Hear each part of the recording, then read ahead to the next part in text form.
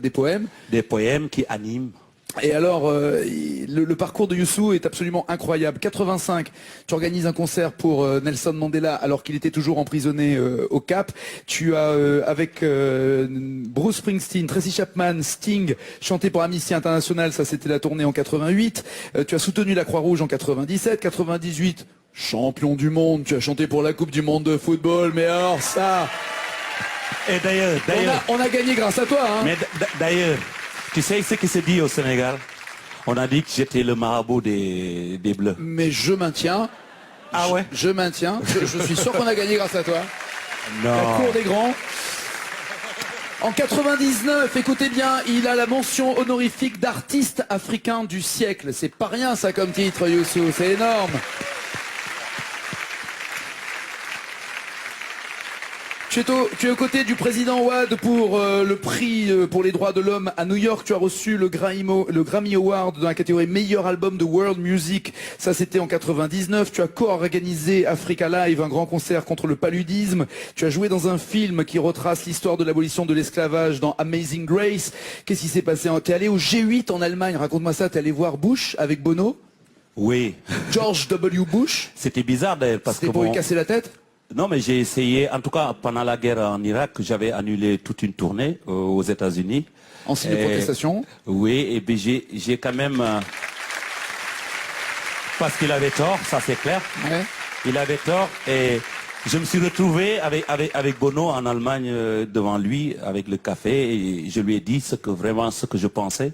Mais il a été un mauvais président dans beaucoup de domaines. Ouais.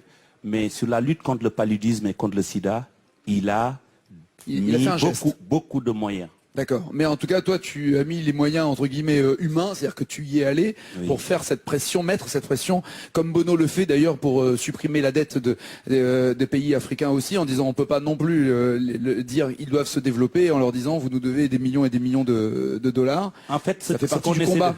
Ce qu'on essaie de faire, c'est que les dirigeants de ce monde entendent en stéréo, pas en mono.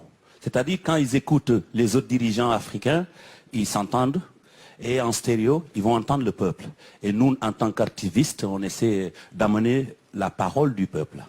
Alors ça continue avec un concert de soutien en faveur d'Haïti qui s'est passé en 2010. Point commun avec Christophe Maé qui a participé aussi à un projet et à un disque pour venir aider Haïti. Mais alors ce que tu fais en plus, Youssou, c'est que tu es un homme d'affaires éminent. Je suis un homme utile. Oui. Et agréable. Différent. Utile et agréable. Non mais quand je dis un homme d'affaires, c'est pas, il y a toujours un sens péjoratif dans les affaires. Un artiste. Oui, ça va, un artiste. Sauf que tu as de la presse, tu es patron de presse. J'ai un groupe de presse. Ouais. Voilà. Et ça, évidemment, on peut dire c'est pour du business, c'est pour gagner de l'argent. Et si tu gagnes de l'argent, tant mieux. Et je suis ravi pour toi. Mais c'est surtout pour être garant d'une liberté d'expression au Sénégal et d'un équilibre démocratique dans la presse. C'est ce qui a motivé en tout cas cette prise de participation dans ce groupe de presse. Oui. Tu as une radio, tu es producteur, tu as un studio, tu aides des artistes, tu mets de l'argent là-dedans, tu développes des artistes. Combien d'artistes par an profitent de tes infrastructures? Écoute, bon, sur le Sénégal, nous représentons peut-être 60% de la production musicale. 60% de la production au Sénégal. C'est simple pour la petite anecdote. J'étais dans un taxi au Sénégal, dans la région du Ferlo, qui est carrément au milieu de la brousse, et j'entends une nana chanter à la radio, je t'en ai parlé, Titi, et je dis au chauffeur au taxi, je lui dis, qui c'est qui chante ça? Parce que faut à tout prix que je fasse un duo avec elle. Il me dit, tu sais, tu demandes Youssou N'Dour, et c'est lui qui s'occupe de tout. Ici, la musique, c'est lui qui la produit. Alors quand tu parles de Ferlo, justement, c'est dans J'ai vu la vie, la chanson coécrite avec Diams. Et Ferlo est le berceau des Wolofs. Hein, oui, en fait, il faut comprendre qu'au Sénégal, on a beaucoup de langues. Et les Wolofs, aussi les tout couleurs. Et c'est une région où, quand même, il se passe énormément de choses au niveau de cette langue Wolof.